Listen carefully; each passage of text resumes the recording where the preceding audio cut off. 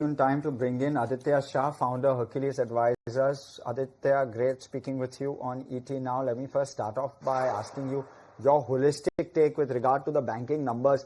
Looking ever so strong, right? Both on the private banking side as well as the PSU banking side, except for a few, which maybe two in particular, which don't look good or don't look heartening. The others are looking extremely strong. So is this a bit of a turnaround for the banking system and the sector as a whole? Is that how you look at it? Good morning. So let's break this down bit by bit. So on the loan growth continues to be really very strong. The system's loan growth continues to be at about 10 to 12%. All the lenders are reporting loan growth north of 12 to 15%, HDFC Bank at 15%, Bajaj Finance at 24%, Kotak at 15%, and so on. So loan growth continues to be really very strong. What is a major area of concern continues to be the deposit growth. Deposit growth seems to be lacking for almost all of the PSU banks. Private banks, only HDFC Bank where 15% growth was there, and also Kotak 15% growth was there. So that continues to be a major concern. Deposit growth is lagging the loan growth. Finally, on some of the banks have reported their asset quality numbers, and it is very clear that the micro lending space is still feeling the pain of NPAs. Asset quality continues to deteriorate for a lot of the smaller lenders. So net, good loan growth, concerns on the deposit growth, and really very concerned on the asset quality side of the book. And where is the risk reward looking favorable for you, Aditya, for the moment? Because we've seen a deep period of consolidation for some of these larger private sector banks. In fact, I believe I'd have to go back 3-4 years, and we've seen very little to no stock movement in terms of the price.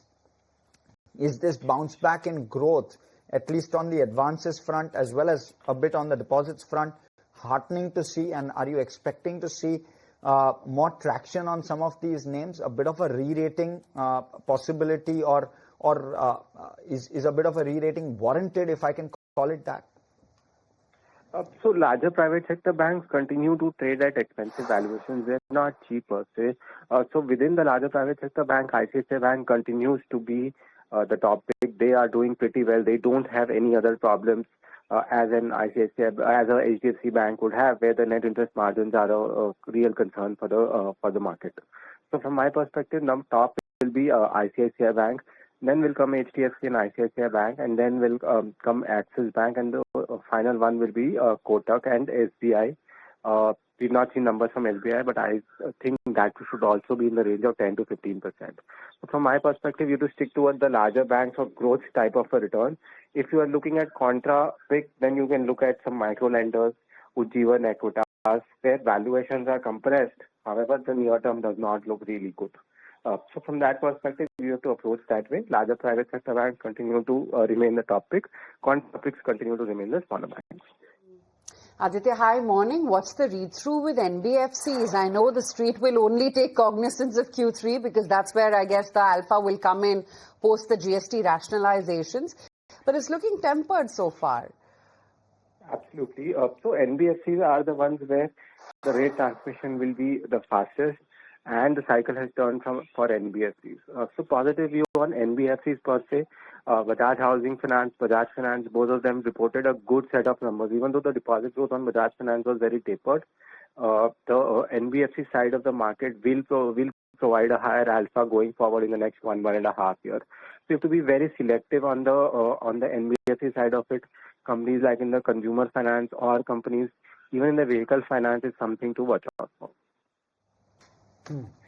All right. Aditya, absolutely any negatives coming out, anything of concern to you in terms of the numbers? You spoke a little bit about asset quality. Is that a pocket which, or is there a pocket within the larger lending universe that you're concerned about?